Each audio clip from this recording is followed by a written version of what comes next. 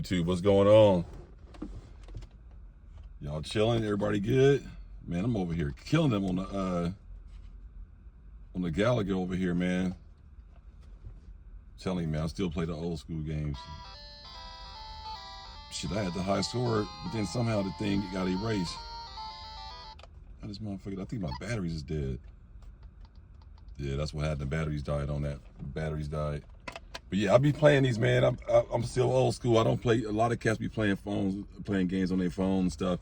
But I still be getting down with the. I got this one. I got the. I think I got the Miss Pac-Man, and I think I'm trying to find the Donkey Kong one. So anyway, they ain't got nothing to do, no fun, no guns and nothing. But man, how y'all doing, man? Yeah, man. So y'all saw the thumbnail, man. This man, marijuana and firearms. Do they go together? Do they go together? And bringing this case up because I got a theory. You know what I'm saying? Ain't no theory, but I just think this is what's gonna happen. So if y'all have been paying attention, a lot of states been going constitutional carry, starting with Louisiana. Let's use Louisiana as an example of what I think was gonna start happening. You're gonna start seeing a little bit more of it. You're starting to see it in California a little bit. However, the marijuana is recreational here. Louisiana is not recreational yet. But when I was down there moving my daughter in college, they were some guys was telling me how there's a lot of Bay Area companies down there, and they're doing all the. They still back in the old era. They still got to have a referral from a doctor, and then you can go into a dispensary. So they got dispensaries in New Orleans, Metairie, all around there. But I did some research, but they have to have a medical reference. So you got to go. It was like that in the Bay Area, like in the 80s, 90s. You had to have a reference. So we basically go to a little doctor, dude. They advertise them all over the place, and then you pay like a couple $100, and then they give you a little card, or they put you in the system, and then you can go to a dispensary.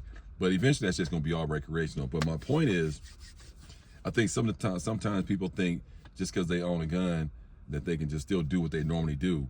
So if you're watching this and you're young, because I know my audience is between 30 and 35, 25 and 35.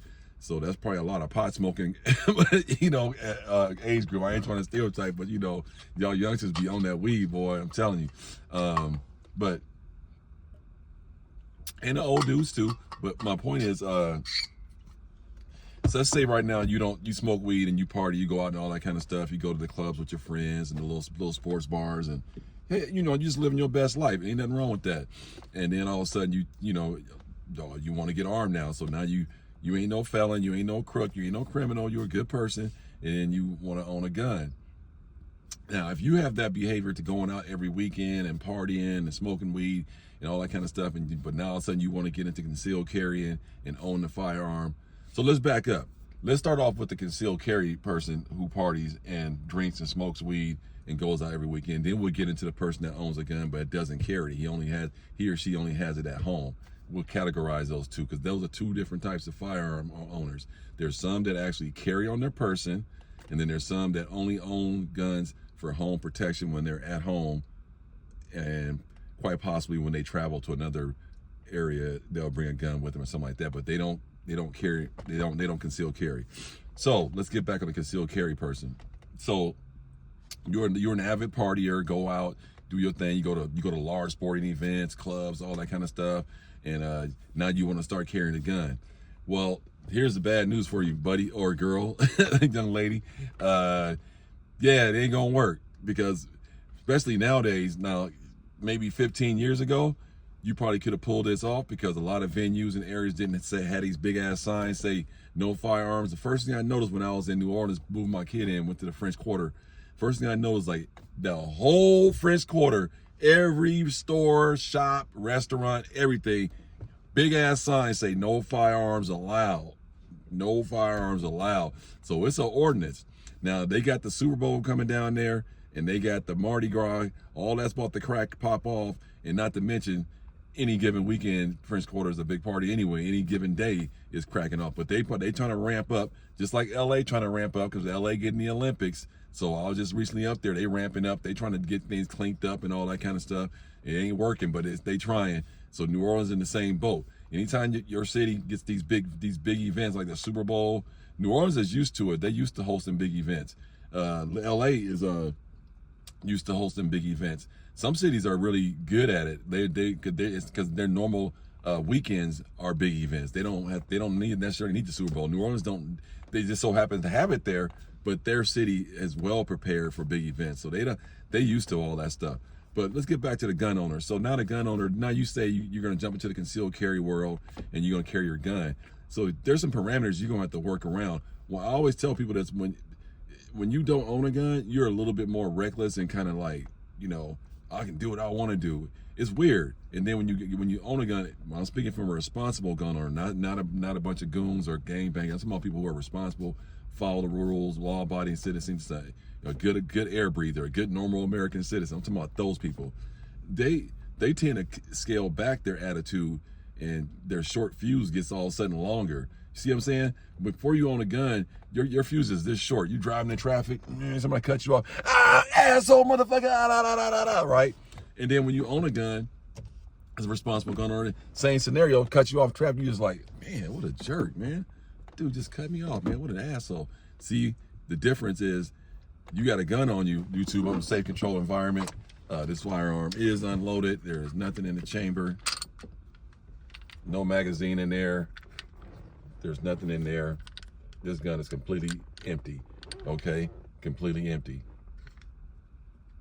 So once you start carrying this around with you, your heightened sense of control kicks in. Like I said, if you're a hothead and you don't listen to rules and you don't like rules and you're always in trouble, but you've never been really arrested, so you're not a felon, and that's probably why you can still own the gun. But if you're one of those people that is a hothead and you're getting it because like, man, yeah, I'm getting a gun because somebody cut me off, I'm gonna let them have it, you're gonna go to jail really quick. Your gun ownership is gonna be short-lived. But if you're a person that's law-abiding, calm nature, and all that kind of stuff, you're gonna notice that you're not gonna be tripping off a lot of petty stuff no more. So that's something you're gonna notice in your own personal behavior. No one's gonna have to tell you that. You're gonna notice that you're gonna be more like kind of like, nah, I don't want to go out that way. Or you're just gonna be more aware of your surroundings, and you're gonna be more conscious to not let stuff bother you because you got this gun on you, and now you got to control your emotions when you get around a bunch of jerks. And America has quite a few jerks, so somebody's gonna test you probably in a normal way, not in necessarily a violent way, but someone's gonna test your ability to stay calm once you buy the firearm and start concealed carrying it. It's a really trippy thing because before you had it, it probably don't happen that much, but then once you get it, all of a sudden it's like everybody's testing you all of a sudden, and they don't even know you packing. That's what makes it even more strange. So just want to bring that point up. So again, you party, you go out to big events and clubs like that, you probably won't be able to carry this because the reason why, now you might be able to carry it. Now, there's some places that say no firearms, but believe me, there's firearms in there. If there ain't nobody there with a wand, metal detecting, these are up in there. They're in the building. That's why you would turn the news every night. You hear shooting over here, shooting over there. And all those places are supposedly no firearms because fact of the matter is criminals don't follow the law, and that's why gun control will never work. You can't control this, man. If a person wants to do a bad thing with these things, then it's just what it is. That's why we need good people out there at the same time, so when someone try to interact with a bad intentions, a bad person, a good person can put them down. So gun laws don't work. They only hurt the people who are actually law-abiding citizens because the crooks and the criminals and all those felons that are not supposed to have guns, they're still gonna get them anyway. So anyway, so back to that this particular hypothetical person that we're creating. Yeah, you're not gonna be able to carry these in, and if you can carry them in, here's the catch. Let's just say Buffalo Wild Wings, and they don't allow firearms at their establishment, and you carry this thing up in there, right? You got it in there. You got it nice and tucked. Boom, you got it nice and tucked. Here's what you can't do now. And the whole time you're in there, guess what you can't do? You can't drink alcohol. Okay? You can't, even once you put that gun inside your holster and walked outside, you can't smoke marijuana. You can't drink. You can't do any of those things because because first of all, once you take that puff of marijuana or that drink alcohol and then jump in your car and then you go out in the public and then somebody come up to you pull a gun on you and you fire and shoot them, now you can get caught up in a situation where you're inebriated under a controlled substance, under influence of alcohol, and they could kind of like, discredit your justifiable shoot. Or the victim could probably say, hey, he was high on marijuana, or she was drinking. And, so it can get ugly and twisted. That's why you can't drink and smoke and do drugs when you conceal carry. You can't do it, man. It's like, and I'm thinking that what's going to happen is all these states that are like wilding out, like Alabama and stuff. I'm hearing some stuff about Birmingham, Alabama's wilding out. And, New Orleans has always been wild, even without the new law of, constitutional carry. And all those southern states, they've always been wild. It ain't nothing new. Texas has always been wild. It ain't nothing new.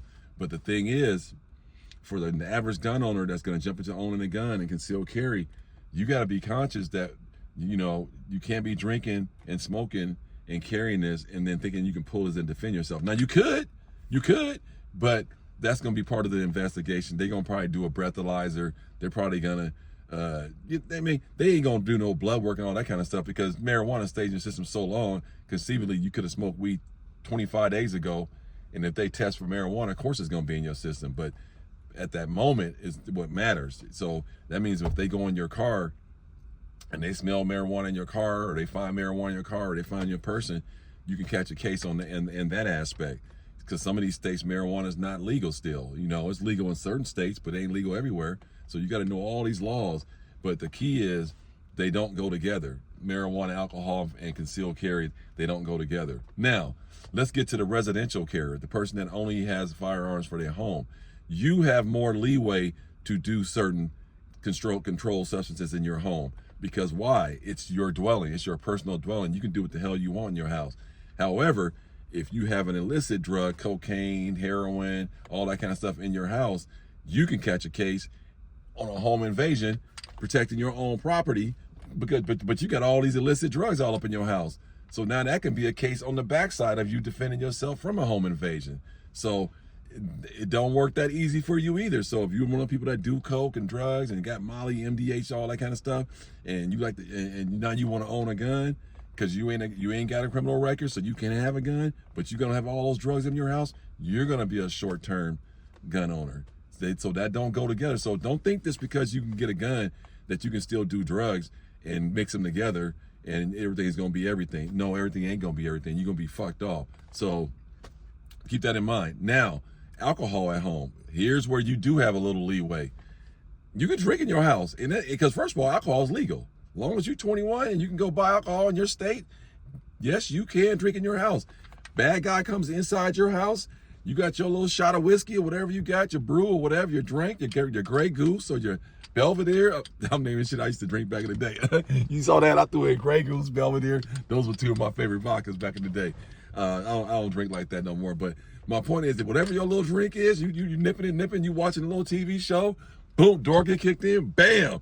You put them down, cops come in, you got drink right there. Man, you ain't going to jail on that. You can drink in your house and shoot somebody if they can intrude your house, because alcohol is legal. Now, if let's say you had marijuana in your house, now the state you in is if it's legal and it's recreational and you're in your home, bad guy comes in, bop, you shoot him, there's weed there, you good. You just got to know the laws of the state you live in and where does the marijuana laws fall in line in the state. Now, reason why you can get away with it probably in California, because it's recreational. It ain't no criminal act to have marijuana, to smoke marijuana, to possess marijuana. We can actually smoke it in the public. But once again, if you're in public and you got this on you as a concealed carry, you can't smoke weed outside and have this. In your home, you can do what you want, because marijuana is not an illicit drug in California no more. See what I'm saying? Now, that's just my take on it. So I just want to drop that information on everybody, let them understand that marijuana and alcohol and firearms don't mix. Some scenarios they can mix. I just gave you one of it. In the alcohol world, it can mix because you can be in your home with alcohol and have your firearm defend yourself. That is not a crime.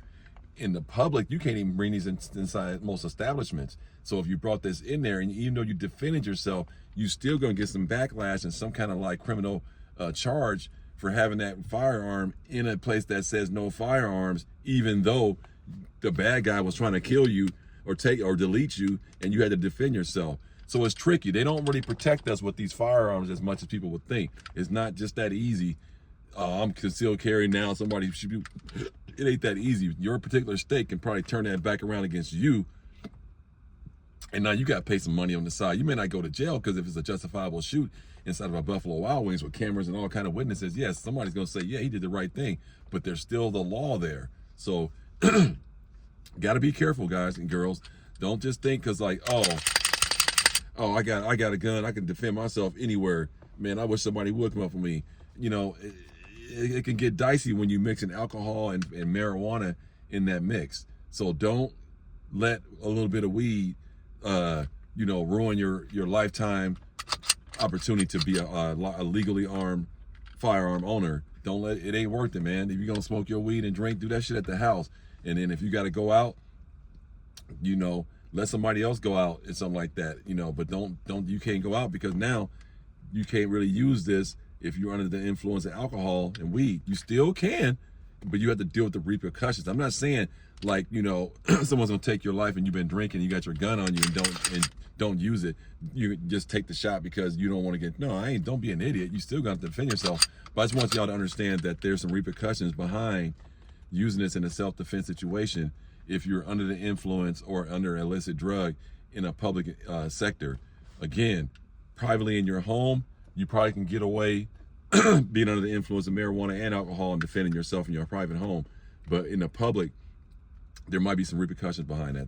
That's all the point I wanted to make with this, man, because I saw something, somebody mentioned something to me the other day, and I thought like, man, let me bring that up because some shit happened. I can't really talk about it, not in my family, just somebody I know, a friend of mine know, and that kind of, this subject kind of was part of the discussion, and he was wondering like, dang, man, how does that work? So if I go out, can I carry my gun? I said, yeah, you can carry your gun wherever you want, but you got to understand, there's some places that don't allow firearms, so if you use it, you're going to have to go ahead and deal with the repercussions of whatever that ordinance was for that public establishment that you were at with a firearm that it clearly says that you're not supposed to have them.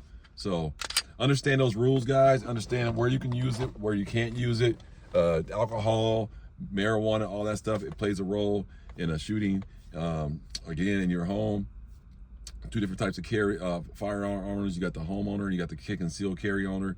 So make sure you understand, don't mix your behavior, crossing behavior, carrying a gun. You have to be disciplined. Hey, man, let me know what y'all think about this video. It's your boy Eyes and Ears Tactical. Like, comment, subscribe. Everybody stay safe. Peace.